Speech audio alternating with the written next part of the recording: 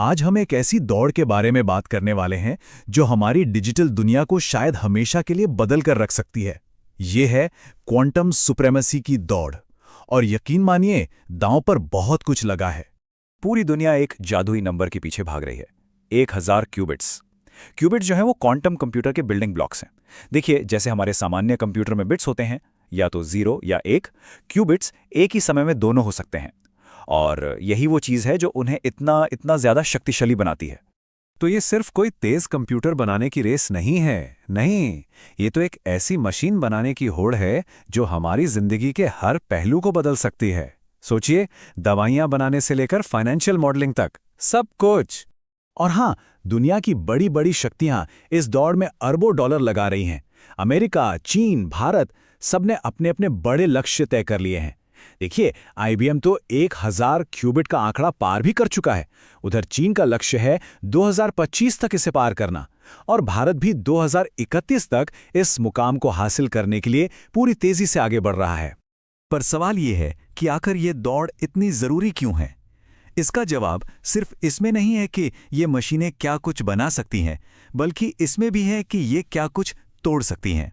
तो चलिए अब जरा इस बात में थोड़ा और गहरे उतरते हैं कि एक शक्तिशाली क्वांटम कंप्यूटर हमारी पूरी डिजिटल दुनिया के लिए कितना बड़ा खतरा बन सकता है। देखिए, हमारा पूरा डिजिटल इंफ्रास्ट्रक्चर, सोचिए, बैंकिंग से लेकर हमारे प्राइवेट मैसेज तक, सब कुछ गणित की उन पहेलियों से सुरक्षित हैं जिन्हें कंप्यूटेशनली सिक्योर माना जाता है। इसका सीधा सा मतलब यह है कि आज के सबसे तेज सुपर कंप्यूटर को भी इन्हें सुलझाने में अरबों साल लग जाएंगे। और मजे की बात यह है कि एक ताकतवर क्वांटम कंप्यूटर इन सभी तालों को मिनटों में तोड़ सकता है। 1994 में पीटर शोर नाम के एक शख्स ने एक एल्गोरिथम बनाया था। इस एल्गोरिथम का इस्तेमाल करके एक क्वांटम कंप्यूटर बड़ी बड़ी संख्याओं के फैक्टर्स यानी गुणनखंड बहुत आसानी से कर सकता है। और यही तो आज के सबसे कॉमन एन्क्रिप्शन आरएसए का आधार है। मतलब इसके पास हमारी डिजिटल दुनिया के लगभग हर ताले को खोलने की चाबी होगी। तो सवाल बड़ा सीधा है, अगर हमारे सारे डिजिटल ताले टूटने की कगार पे हैं, तो हम नए ताले कैसे बनाएंगे? और इसी बड़े संकट ने एक समानांतर दौड़ को जन्म दिया है। वो है क्वांटम प्रूफ सुरक्षा बनाने की दौड़। तो इसका पहला सॉल्यूशन क्या है? और भी ज्यादा मुश्किल मैथ्स का इस्तेमाल करना। मतलब एक ऐसी गणित की दीवार खड़ी कर दी जाए जिसे क्वांटम कंप्यूटर भी ना तोड़ पाए। इसे कहते हैं पोस्ट क्वांटम क्रिप्टोग्राफी या पीक्यूसी। और इसमें सबसे अच्छी बात क्या है पता है? कि इसे काम करने के लिए क्वांटम कंप्यूटर की जरूरत ही नहीं है। ये बस एक सॉफ्टवेयर है जिसे हम आज इस्तेमाल होने वाले डिवाइस पर चला सकते हैं। और इसे इस तरह से डिजाइन किया गया है कि ये क्लासिकल और क्वांटम दोनों तरह के हमलों से हमें सुरक्षित रखे। तो इसका जो मेन आइडिया है वो है ऐसी मैथ्स प्रॉब्लम्स ढूंढना जो इतनी ज्यादा कॉम्प्लेक्स हो कि एक क्वांटम कंप्यूटर भी उन्हें सॉल्व करने में स्ट्रगल करे। ये दरअसल एक सॉफ्टवेयर बेस्ड सॉल्यूशन है जिसका मकसद हमारे मौजूदा एन्क्रिप्शन स्टैंडर्ड्स को बदलना है, ताकि हमारा डिजिटल जीवन भविष्य के लिए सेफ हो सके। अब आते हैं दूसरे तरीके पर, और ये तरीका कहीं ज्यादा क्रांतिकारी है। ये मैथ्स की मुश्किलों पर नहीं, बल्कि फिजिक्स के जो बेसिक, जो कभी न टूटने वाले नियम हैं, उन पर निर्भर करता है। इसे कहते हैं क्वांटम की डिस्ट्रीब्यूशन या क्यूकेडी।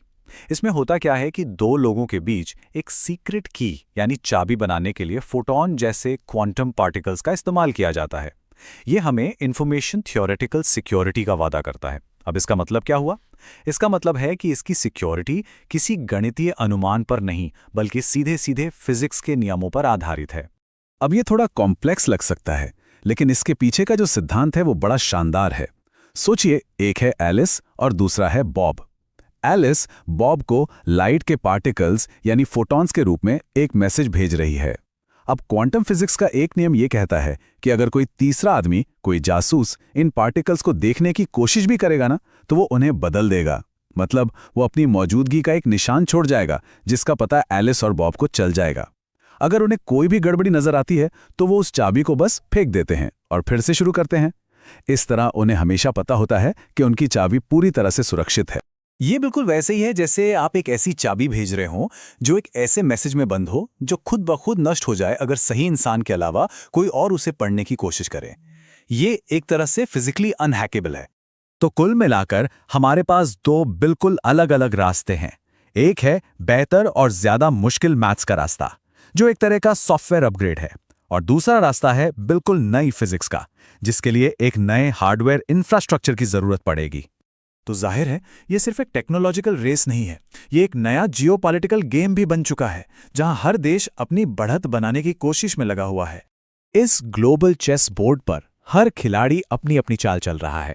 अमेरिका को देखिए, वो लीडरशिप बनाए रखने के लिए भारत जैसे सहयोगियों के साथ काम कर रहा है, लेकिन साथ ही चीन पर कड़े प्रतिबंध भी लगा रहा है।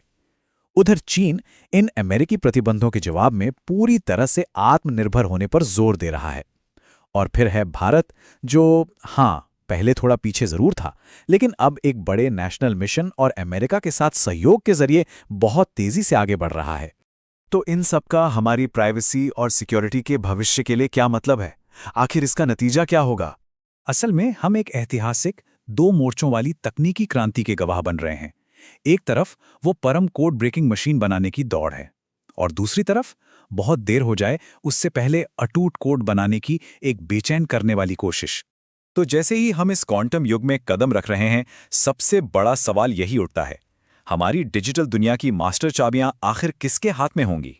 इस दौड़ का नतीजा जो भी हो, वो आने वाली पीढ़ियों के लिए भरोसे और राजदारी के मायने हमेशा के लिए बदल देगा।